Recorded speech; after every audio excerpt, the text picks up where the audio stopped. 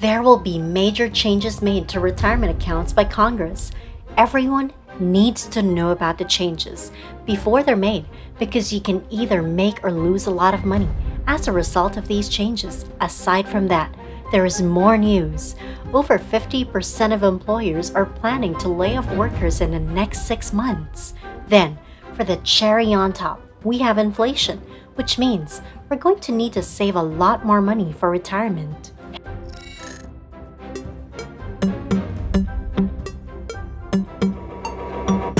Hey there, aspiring eggheads. So today, we'll talk about the changes that will be made and the risks that we need to pay attention to and what to do about this so we do not lose money and instead make some. Let's talk about the accounts that will be affected by the changes made.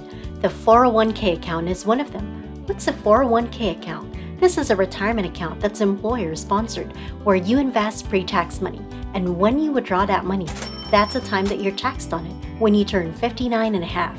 The point of this is for you to be able to save more money without being taxed. Most employers match the contributions dollar for dollar and offer different safe investments you can choose from. Another account that will be affected is a Roth IRA. Anyone can set up this retirement account. This retirement account lets you invest $6,000 annually in post-tax money. Then you can withdraw all the money when you reach 59 and a half without being taxed. Both the Roth IRA and 401k accounts are to help people save for retirement, but there will be major changes made to these accounts. One of the changes is that the 401ks will be able to give alternative assets that can provide higher returns and be more secure. The investments included are private equity, hedge funds, venture capital firms, real estate investments, trust commodities, insurance products, infrastructure investments, annuities, cryptocurrencies, and digital assets. That's one of the beneficial changes being made. Before we get into the other changes, we'll talk about why critics are saying that this isn't as beneficial as it sounds to be. One of the reasons is higher returns naturally mean more risk. The diversification of the portfolio was assessed when interest and tax rates were lower, which was great for alternative assets. But how well will this do when the conditions aren't the same? An average investor can't outperform inflation, and most investors struggle to choose good investments. If they choose to invest in alternative investments, they could lose a lot of money, and sometimes they have higher fees, which is another thing to consider. They usually come with higher fees since these need to be managed for them to operate properly. You could get higher returns, but the net amount you'll be receiving back might not be as good as you expect it to be. This was never offered before because it's a lawsuit waiting to happen. As I previously mentioned, a 401k account is employer-sponsored, and the employer needs to offer their workers safe investments to prevent being sued.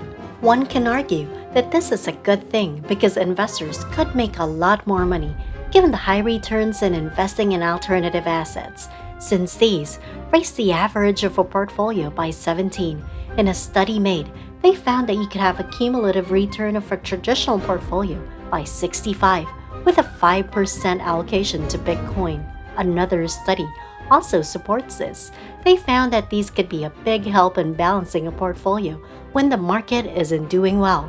Another benefit is you'll have more options for retirement because there aren't many options in traditional retirement accounts. So by having more options, you can put your money in more places that you think are best for you. Aside from having more options, having it could also level the playing field between the rich and middle class. Some investments aren't available to everyone because you have to be an accredited investor or whatnot. So if this is made available to everyone, more people will be able to invest in places only the rich could have. Now, let's go back to the other changes that will be made. There will be automatic enrollment. Having a retirement account is optional, but after automatic enrollment is implemented, employees will be automatically enlisted without them choosing to do so, unless they choose 2 larger tax credits. But there's a catch. At present, when you put money in your 401k, you're saving the equivalent of your tax bracket. So if you deposit $10,000, you'll be saving $3,700. If you're in a 37 tax bracket, and if you're in a 26% tax bracket, then you'll save $2,600 and so on. You get the point. So the wealthy are receiving the most benefit by contributing. But with a newly proposed change, it would automatically give 50 back up on the first $2,000 as an investment in your 401k. So you don't have the option to use the savings to buy those new speakers you've been eyeing, or whatever it is. Another is that, in certain circumstances, there will be penalty-free withdrawals. Since the retirement account is money you're saving for retirement, if you withdraw money from here before you're 59 and a half, then you'll have to pay a fee of $10. And if you're taking money out a lot, for whatever reason, then the fees will accumulate, and the next thing you know, you spend $1,000 in paying for fees every time you withdraw. Then you would have to put that money back in a period of 3 years, or else you'll have to pay tax. There will be Roth IRA catch-up contributions. This lets people who are over the age of 50 put an extra $1,000 into their account each year, and this would increase yearly. The 401k catch-up will also increase, letting people contribute $6,500 each year. For those who are also over 50, there are a lot more changes, too many to discuss because a lot of them are very specific. Millennials and Gen Z will need way more money to save up for retirement, for them to be able to live a comfortable life, to be able to still put food on the table, to have clothes to warm them, to have a roof over their heads, with work being not a necessity but an option. They'll need millions because everything is just getting so expensive, and with the rate of the economy now, it will continue to do so. Maybe now you can buy that dream house of yours for hundreds of thousands, but by then, it'll be priced at millions. The value of money now won't be the same in 40 years, that's for sure. So people will need a lot more money saved than they might think. If you're just starting, then you'll need to invest at least $10,000 yearly, or divide that by monthly for you to hit the 3 million mark. But again, you'll have to take into consideration that the value of money will be less by the time you retire. A gallon of gas could be $60, and a cheeseburger could be $25. Point is that you have to be prepared, so you have to save a lot more than what you're thinking if you want to live off your savings when in retirement. That's all for today, eggheads. I hope we gave you a clear description of the changes in retirement accounts.